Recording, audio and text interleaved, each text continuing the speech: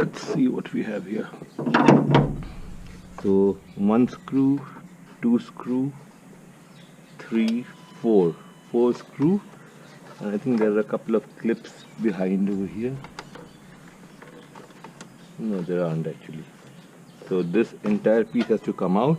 The intake filter, intake side is closed off, that we'll see once we pull it out, and then we cut it open and put it back in. So these are all T25 torque. So the screwdriver that comes with the car should be good enough to open this. These are the same size screws, so just use the same screwdriver. So let's get on it. This is the screwdriver that came with the car. Let's try to pop this open first. So if you notice, there are 2 of these clips which you have to remove. So we'll remove them once we get these screws out the way.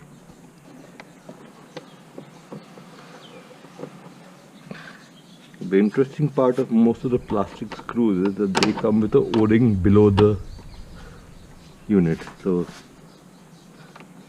the screw doesn't come out fully, it gets held back by the O-ring. So just loosen it, and when you can feel it move, that means the screw has come out. Yeah, I think this should be good enough to remove this. Yeah. Okay, let me put the screwdriver somewhere, it won't fall off. So yeah. So this cover comes out. This we won't need, we'll need this piece. So the idea is, right now the air is coming in from this side. Part of it is going into the engine bay, and then it comes over here and sucks it in from here. So there is the intake section over here which is blocked off, which we will cut open. So next part is, I think we got to unclip this piece from here. So this piece is pretty easy. It's got one latch over here. Just push it, pull it, yep, and this part comes out. This piece is also held in by a latch. Yeah. So, okay, you got to unclip the coolant line from here. Be gentle, this is rubber line. So, cut the rubber line out. The line is in good shape. So then, you need to remove this part. What are you stuck on? You're not stuck on anything, you're just stuck over here. So this is interesting, this part. Okay, this part stays here. Now let's get this piece out. 1 screw over here, 1 screw over here. Shouldn't be too much of a difficulty.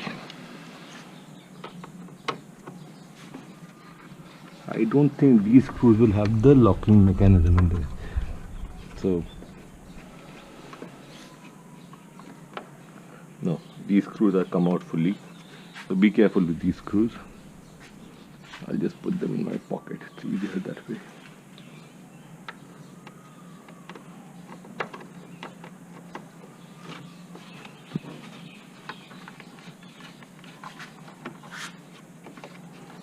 So the way I do it is I keep a hand on this below the screw so it doesn't fall out.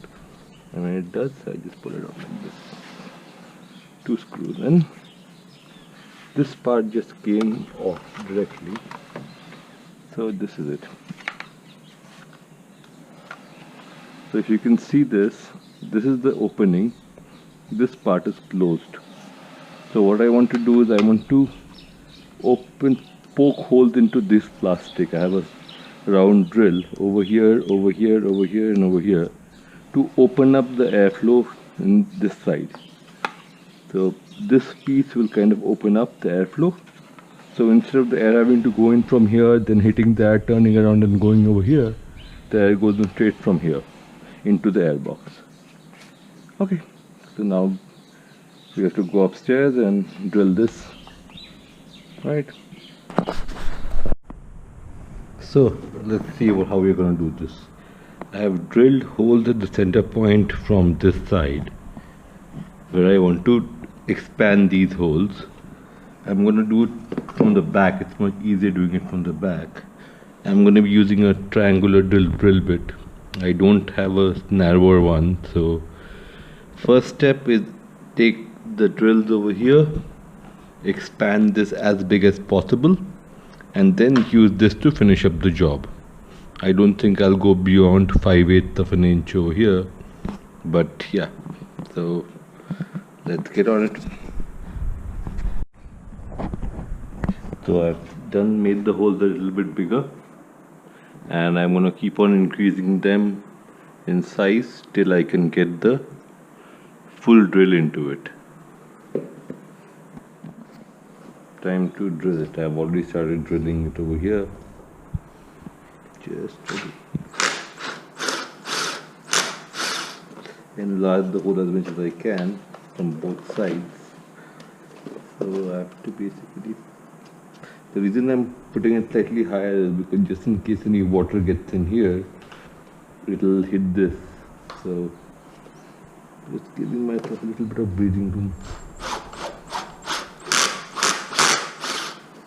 Okay.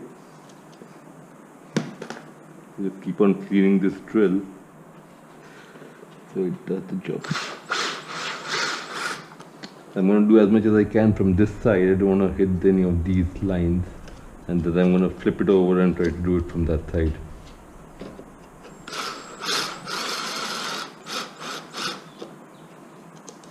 Expanding it from this way, so now I can do it from here. This is a clean job of it.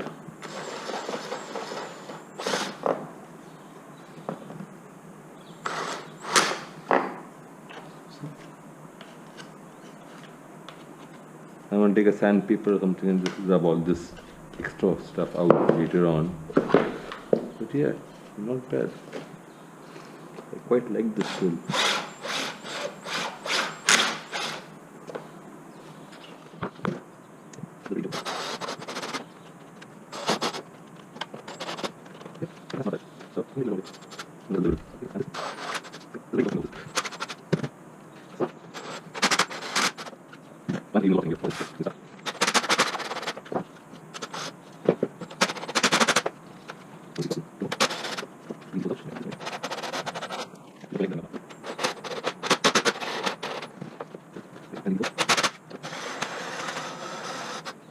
Okay.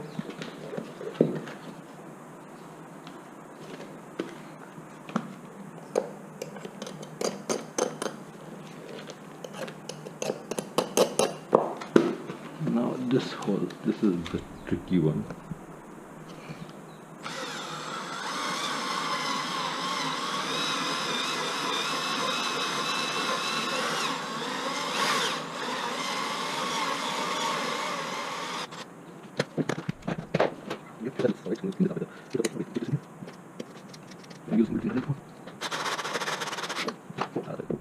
So finally done. This is the open duct.